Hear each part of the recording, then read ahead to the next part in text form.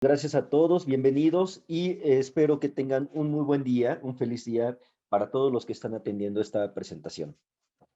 Comenzamos. Gracias, María, por esta presentación.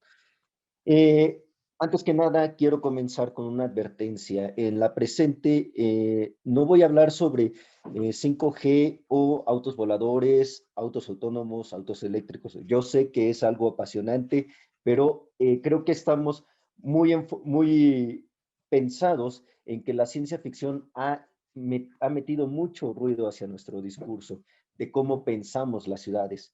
Sin embargo, esta presentación la quiero hablar precisamente sobre el futuro que hará que las personas y que los seres humanos hagan smart and sustainable cities. En la una pregunta para todos en el panel. ¿Qué ciudad quieren? ¿Una ciudad que está dominada por la máquina o una ciudad que ustedes mismos pueden eh, participar, hacer suyos? ¿En cuál les gustaría vivir? Creo que la mayoría, y espero, que sea en la segunda tipo de ciudad, una ciudad viva, una ciudad humana. Para ello, estamos hablando que una ciudad inteligente es aquella que está dominada por la tecnología, la conectividad, los aplicativos, que también permite varios sitios web que comunican demasiadas cuestiones referentes a el uso de datos que a final de cuentas se transforman en algo que llamamos colaboración. Sin embargo, cabe destacar que necesitamos conocer cuáles son los elementos que requerimos utilizar dentro de nuestras ciudades para poder darle un inicio superior y dar un replanteamiento hacia las ciudades inteligentes.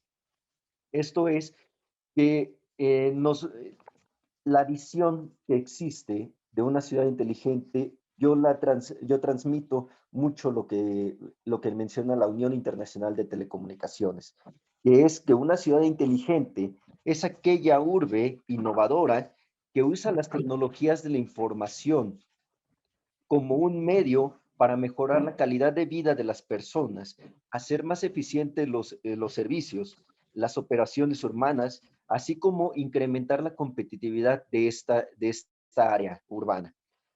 Además de satisfacer las necesidades de las comunidades actuales, de los habitantes actuales y de los habitantes futuros. Esto sin comprometer sin comprometer el tema económico, el tema social o el tema ambiental. Ahí es donde tenemos que ir repensando nuestras ciudades. Por ello les pongo dos ejemplos importantes. Estamos viendo en pantalla la ciudad de Teotihuacán, específicamente la pirámide del Sol, el Teocalli del Sol, representa a la cultura teotihuacana que dominó el Valle de México en el siglo V después de Cristo. Eh, este centro fue importantísimo, ya que en su apogeo llegaron a vivir entre 150,000 y 250,000 personas, dependiendo de diversas fuentes, pero misteriosamente fue abandonado por diversos temas. Uno, por un cambio climático que ocurrió particularmente en la zona, que derivó en diversos acontecimientos como una lucha social y posteriormente esta zona urbana prehispánica fue abandonada hacia finales del siglo V. Por otro lado, tenemos otro tipo de ciudades que hemos ido repensando a lo largo de los años, desde los años 50 hasta los años en la actualidad. Nosotros vemos rascacielos, vemos autopistas, interminables autopistas donde se comunican personas, donde viven y trabajan y donde se desarrollan personas, donde se desarrollan humanos. En este caso, ¿dónde está aquí la vida en ambos ejemplos? Lamentablemente, en el caso de Teotihuacán, vemos que la ciudad de Teotihuacán fue abandonada por un tema ecológico que estamos viviendo ahora y es una emergencia que debemos de tomar en cuenta en nuestros proyectos para la planificación de una ciudad o para un proyecto más común, más pequeño, que sea un área rural, o bien incluso dentro de las mismas ciudades, un proyecto para las colonias. Por el otro lado, pues tenemos una visión sumamente tecnificada, sumamente puesta en el tema del automóvil y la automovilidad. Sin embargo, aquí es donde yo les presento este tipo de metodología que va basada en el aspecto de la movilidad, de la salud, de la economía, de la transparencia y finalmente de la seguridad. La metodología METS, que es la que he estado trabajando en los últimos 5 años, es una metodología basada en los cinco principales problemas que tiene una ciudad inteligente. El primero es la movilidad y creo que todos los que estamos aquí reunidos estamos observando que la movilidad es uno de los principales, de las principales afecciones. Por eso hacía el encargo al inicio. No voy a hablar sobre autos autónomos ni voladores, porque esa es una dimensión que aleja la realidad de las personas. Sin embargo, si nos enfocamos al transporte activo, podremos incrementar tanto la salud, como la economía, cómo incrementar un poco la transparencia para ser más eficientes y más comprometidos con la comunidad, a las personas que habitan junto con sus gobernantes. Asimismo, un tema de seguridad que es particularmente eh, eh, es particularmente incesante, es decir, que la seguridad permea en todos estos aspectos para brindar una mejora continua y y una mejor calidad de vida para todos los habitantes. Esta metodología METS es un working paper en el que estoy trabajando para que podamos entender cómo interactúan estos 5 elementos dentro de una ciudad inteligente. Un ejemplo de ellos se lo pongo en la pantalla. El primero, a mano izquierda, están viendo el barrio de San Bartolo, es muy cerca de la zona de donde vivo, el cual recientemente fue remodelado. Esta parte en particular estaba llena de vendedores ambulantes. Y por el otro lado, las calles estaban llenas de transporte público, eficiente, ineficiente, que nos permitía que hacía una zona de tráfico de menos de 2 kilómetros pasar 30 minutos atorados en el tráfico. Por el otro lado, y esto creo que les va a interesar muchísimo a todos los que están viendo el tema de renders, es cómo se están repensando las ciudades, hacia dónde tenemos que ir modificando nuestro pensamiento. Ciudades completas, calles humanas con tráfico calmado, con tráfico que permite que las personas disfruten sus barrios, que disfruten sus calles y que sobre todo tengan un amplio margen en cuestión de un espacio público distribuido. Es lo mismo que está sucediendo actualmente en Naucalpan. En esta zona en particular es un proyecto en el que he estado un poco inmerso, ya que hemos habilitado en uno de mis proyectos como coordinador de un grupo de ciclismo urbano, hemos habilitado ciclovías emergentes dentro de esta zona, lo que ha permitido mejorar la calidad de vida tanto de las personas que visitan este centro, como también el como también en la zona en general. El comercio ha estado más abierto a abrirse a este tipo de elementos peatonales. Dos ejemplos importantes y ustedes me pueden refutar todo esto. En Barcelona, hasta donde tengo entendido, están creando supermanzanas, que es el mismo concepto de crear espacios reducidos donde donde las personas y los automóviles conviven en espacios separados. Las personas pueden moverse en estas supermanzanas teniendo en cuenta una mayor y una mejor interacción con la ciudad. Y por el otro lado, el caso de París. Algunos de ustedes deberán haber escuchado el tema de las ciudades de 15 minutos. Este concepto tan interesante, tan estruendoso, incluso entre 15 y 20 minutos, algunos se atreven a decir, ya que plantea la posibilidad de que todo lo que nosotros queremos, como son recreación, como son educación, como son zonas de trabajo, estén en un radio de 15 minutos, tanto caminando o en bicicleta, que nos permita disfrutar nuestras ciudades. Claro, son dos aspectos muy similares, pero en el caso de París, que se considera una ciudad inteligente por algunos detalles de infraestructura tecnológica, como ya lo había mencionado, una apertura de redes de Wi-Fi, y que permite que los turistas que no tienen acceso a una red móvil puedan disfrutar esta ciudad de una manera más segura, más equitativa y más inteligente, por así decirlo. Del otro lado, para los habitantes de la zona de París, esta habilitación de ciclovías que les permite desplazarse a todo tipo de lugares dentro de la ciudad, del área urbana, les está mejorando significativamente la calidad de vida, y que a través de estas ciudades, estos conceptos de ciudades de 15 minutos, pueden convivir y pueden ir mejorando esa calidad de vida en tiempos futuros.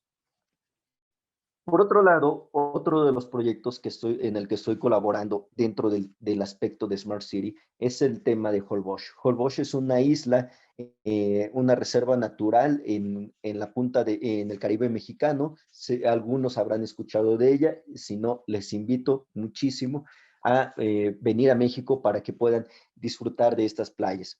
En Holbox es un tema particular.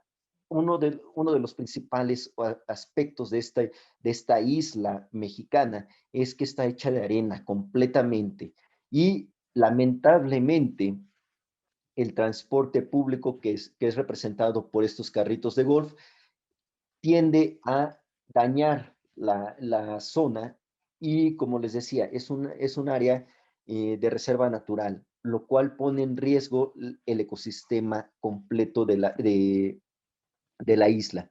Por eso es que se está transitando hacia el modelo de inteligencia a través de dos cosas. Uno, la recolección de basura, que es un tema de salud pública, y otra cosa que es el problema de la movilidad. Este es un ejemplo que está muy cerca del centro. Para poner en perspectiva, Holbox mide, son solamente 40 kilómetros de largo por 2 de ancho. Y en la zona urbana no está muy delimitada por un tema de escasos 4 kilómetros de ancho para poder vivir. Todo lo demás es zona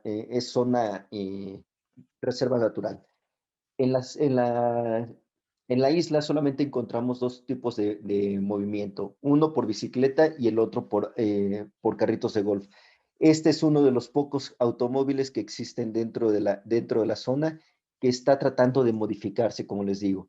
¿Qué es lo que estamos planeando? Que haya más ciclistas, que haya más gente que esté moviéndose a través de la bicicleta dentro de la isla, ya sea para la recolección de desechos, por un lado, en temas de este manejo de la basura, y por el otro, en forma de transporte, en forma de recreación. Es muy importante que recuperemos este estilo de vida. No, ya por último, pues no me queda más que agradecer el tiempo y sobre todo que me hayan escuchado. Recuerden que las ciudades inteligentes son las que se conciben, son las que se habitan, pero principalmente son aquellas que se viven. Muchísimas gracias. Muchas gracias a ti, Hugo. Un placer haberte tenido esta tarde. Bueno, yo tenía dos preguntas que hacerte. Estamos en un evento de BIM y me gustaría saber, desde tu punto de vista, que estás muy metido en esto de las Smart Cities, ¿qué lugar ocupa el BIM en la digitalización de las ciudades, en esta conexión con los SDGs? si tiene sentido o no tiene sentido.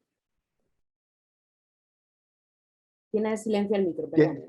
Tiene todo el sentido, María, de hablar sobre BIM y de hablar sobre cómo se representan, se repiensan las ciudades. Eh, este, eh, la capacidad que tiene BIM para poder involucrar diferentes elementos que existen en el ambiente, como son edificios inteligentes, como son carreteras inteligentes, como es incluso la introducción de esta tendencia llamada del Internet de las cosas, para poder ir teniendo una mejor capacidad de obtención de datos que ayuden al BIM a introducirse dentro de lo que nosotros queremos plantear dentro de barrios, porque eso sí, no podemos pensar irnos justamente hacia una ciudad tan grande como puede ser Barcelona, la Ciudad de México, París, Londres. Tenemos que repensar incluso en los barrios. Si nosotros nos vamos hacia la comunidad más pequeña, que son barrios, colonias, áreas no más allá, no más grandes, podemos ir pensando en una digitalización de todos estos elementos. Es decir, que nuestro BIM se convierte y puede construir una ciudad alterna, una digital twin, un gemelo digital de esta ciudad que habilitará también introducir ruido en este aspecto digital para saber cómo se podría comportar en un futuro muy cercano o muy lejano, dependiendo de cómo lo quiera ver el arquitecto, de cómo lo quiera ver incluso el gobernador, de cuáles son los escenarios, qué estrategias pueden plantear. Y eso es lo que nos puede ayudar muchísimo el BIM para poder repensar y utilizar los datos a nuestro favor. Ahora, bueno, el ecosistema de datos es brutal, bases de datos abiertas que hay en torno a ciudades, de lo que está pasando constantemente. Somos nosotros mismos el ciudadano generador de esos datos. ¿Crees que estamos, el ciudadano, la gente de a pie, preparados para, digamos, enfrentarnos a ese análisis de datos de lo que estamos generando, de que nuestros propios movimientos a una escala más o menos grande sean analizados y se tomen decisiones en base a nuestros comportamientos? Tú estabas hablando de los SDGs, bueno, que son los Objetivos de Desarrollo Sostenible, que seguro que los conocéis, la gente que nos está oyendo. Hay muchos objetivos de esos que nos involucran a nosotros como personas, como comportamiento con el entorno, pero también has dicho que forma parte el componente colaborativo, que está muy alineado con BIM. ¿Crees que de verdad estamos preparados para dar todos esos datos de manera altruista por el bien de una ciudad mejor, de vivir en un sitio más acorde a lo que realmente necesitamos? Es interesante tu pregunta porque realmente hay dos aspectos, hasta dónde lo público tiene que ser privado y lo privado tiene que ser público. Y lo vemos tanto en las redes sociales, lo hemos vivido, lo estamos viviendo en estos momentos con el tema de la COVID. Eh, Hasta donde tengo entendido y lo que he escuchado sobre lo que está sucediendo en Países Bajos, sobre las aplicaciones de trazabilidad, es una parte y un apunte importante para cómo nosotros podemos ir pensando los datos que queremos darle al gobierno. Si es por el bien de todos, creo que es importante que justo en un tema tan sensible como es la pandemia, como es la salud, podamos ser tracleables, perdón, se me fue la palabra en español, Sí, no está bien dicho. Seguibles, seguidos, trackable. seguibles eh, a través de toda la ciudad para evitar así la disminución de un contagio o la posible infección. Pero por el otro lado, sí, no me gustaría estar siendo vigilado al 100%, donde no hay ningún punto ciego, donde no hay algún momento en el cual yo pueda sentir seguro, pueda llegar a mi casa y decir, estoy completa, aquí puedo hacer lo que quiera porque es mi propiedad, porque es mi persona. Creo que No, ahí tenemos distintas cosas. No, sí, tenemos que darle una pensada a todo esto. García Ingenieros nos pregunta a través de Twitter si se puede readecuar una ciudad que tiene años establecida de una manera urbana a una Smart City y quiénes deberían involucrarse en este proceso. Uf, todos. Ahí sí el involucramiento de las personas, de los que habitan en las ciudades, tiene que ser parte y primordial de cómo estamos repensando las ciudades inteligentes. Y ejemplos hay muchísimos. Barcelona tiene, puedes corregirme, entre unos 500 años, más o menos. París tiene más de 1000 años de existencia. Londres igual. Glasgow tiene alrededor de 700, 800 años de existencia, y Edimburgo también es una ciudad medieval. Son ciudades que han sido, que pueden replantearse en una ciudad inteligente. Por eso eh, no voy hacia el tema de introduzcan tecnología completa, pongan 5G, redes 5G, pongan data center containers en cada esquina. No, la idea primordial que tenemos que repensar es cómo queremos vivirla, cómo queremos hacernos más humanos dentro de las ciudades, porque a final de cuentas nosotros hemos desarrollado toda nuestra historia a través de las ciudades, a través de todo, desarrollamos el conocimiento a través de esta comunidad que hemos hecho. Por eso, ¿qué es lo que tenemos que hacer? Primero, ¿cuál es el proyecto de vida de la ciudad que queremos? La ciudad va a seguir existiendo cuando nosotros dejemos de existir. ¿Cuál es la ciudad que queremos para nuestros hijos, para nuestros nietos? Entonces, ese tipo de ciudad es la que empecemos a poner sobre la mesa e incorporamos tecnología barata. Podemos poner un newsletter para las personas que están dentro de las comunidades para que sepan qué es lo que pueden estar consumiendo dentro de la ciudad, pagar impuestos, los puestos de comida, los puestos de entretenimiento, cualquier tipo de elemento de comercio, también rutas para poder transportarse eficientemente. Ese tipo de pequeñas acciones van haciendo más eficiente. Acordémonos de algo, la inteligencia es utilizar eficientemente los recursos que tenemos. Entonces, así podemos llegar a crear un modelo inteligente, a pesar de que nuestra ciudad tenga 1000 años. Pequeños cambios hacen grandes cambios, ¿no? Exacto. Bueno, vamos con otra pregunta. Matías Jiménez nos pregunta, ¿cómo poder realizar el análisis BIM en el caso de Smart Cities cuando el Open Data no está disponible? A ver, ¿me puedes repetir? Yo creo que a él se refiere, yo he comentado que actualmente hay muchísimos datos, Open Data, para conectar modelos, como hablábamos ayer de gemelos digitales. Él se refiere a cómo hago ese análisis en caso de no tener Open Data. Yo creo que te voy a invadir un poco, Hugo. Yo creo que ahora mismo dicen que los datos es el nuevo petróleo y la gente vende datos o pone sus datos en abierto. O sea, os sorprendería todos los datos que hay con respecto a ciudades y demás. No sé si Claro. quieres complementar algo que te he invadido un poco, perdona. Sí, no, incluso te agradezco muchísimo. No había entendido muy bien la pregunta. Y sí, tienes mucha razón. Cuando no existen los datos abiertos, es deber de los ciudadanos solicitar esos datos abiertos para poder empezar a interpretarlos. Justamente al inicio de mi carrera profesional, no, cuando estaba cursando mi licenciatura, preguntaba, ¿cuál es el valor de la transparencia? ¿De qué le sirve a la persona que me vende tortillas saber cuánto se gasta el gobierno? No, es un deber ciudadano saber ese tipo de cosas, porque así nos hacemos conscientes de nuestra comunidad y vamos siendo partícipes de lo que estamos haciendo, de lo que se está haciendo.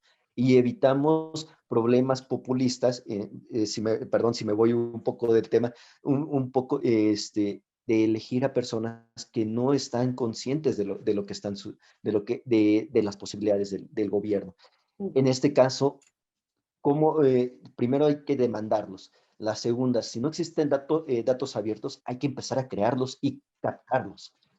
Es decir, a través de pequeñas encuestas, a través de incluso conteos que no sean tecnológicos, que sean cuántos peatones están cruzando por mi calle, cuántos peatones, cuántos accidentes he revisado, inclusive las mismas plataformas tecnológicas de redes sociales como son Twitter o Facebook, que nos reportan diferentes aspectos, principalmente en Twitter, y tengo un amigo muy en Tenerife, que hizo una disertación sobre, perdón por mi perro, eh, que hizo una disertación sobre cómo utilizar Twitter para analizar los datos que se estaban creando a partir de a partir de lo que decía la gente. Ese bus es oro puro que podemos Ya. ir haciendo. No obstante, muchos gobiernos, ayuntamientos, municipalidades, que le llamáis por allí, son propietarios de los datos. Entonces, solo es gestionarlos, no tienen que hacerlos público en cualquier caso. Te voy a formular una Exacto. pregunta, aunque bueno, es un poco larga porque nos ha dado una explicación, pero yo creo que le da contexto, de Carlos Nichterlein, perdón si lo pronuncio mal. Dice, buenas tardes. Antes que nada, deseo comentarles que soy un ferviente usuario de bicicleta. Sin embargo, una cosa es la situación laboral y la otra es la de ocio. Considero que toda esta planteación tiene errores de forma, ya que se pretende que en una ciudad existente se pueda realizar este tipo de modificaciones, lo que resulta nefasto. Me pregunto si ustedes habrán contemplado a profesionales que deben moverse más de 20 kilómetros con herramientas. Imposible hacerlo en bicicleta. Actualmente vivo en Medellín y el tema de tránsito es imposible. Cada vez se intervienen más vías de ciclovías, lo cual está bien, pero no en calles principales, ya que disminuyen la movilidad. Bueno, por ir al asunto, Sí, sí, bueno, bueno, nos explica que ahora vive en Barcelona y tiene un anillo que le permite circular por la ciudad, pero desafortunadamente no está en todas las ciudades. Yo creo que se refiere un poco a lo que hablábamos antes de la pregunta de ciudades ya existentes, cómo de repente hago conversiones para darle prioridad al peatón o al ciclista o al usuario frente a, pues bueno, ese tráfico rodado que tiene actualmente predominancia. Perdóname, Carlos, que haga esta simplificación. claro, no, importante, y es una de las preguntas que siempre surgen cuando uno motiva el ciclismo como medio de transporte. Y sí, es muy válido, no todas las personas tienen la capacidad de rodar 20 kilómetros a su trabajo con herramienta, con cualquier, con cualquier mm, carga. Y Ujú. sí, por eso yo he puesto a esta tendencia, que son las ciudades de 15, 20 minutos. Es lo que hablábamos antes, de pequeñas actuaciones al final van haciendo, que igual no están haciendo las actuaciones más correctas, pero bueno. Exacto, Tenemos otra pregunta, las dos últimas preguntas y ya cerramos para el siguiente panelista, de claro. Grover Mendoza, que estuvo ayer por aquí también muy activo, y dice, ¿cuánto restringe la brecha tecnológica al desarrollo de las Smart Cities y cómo gestionar esta brecha tecnológica?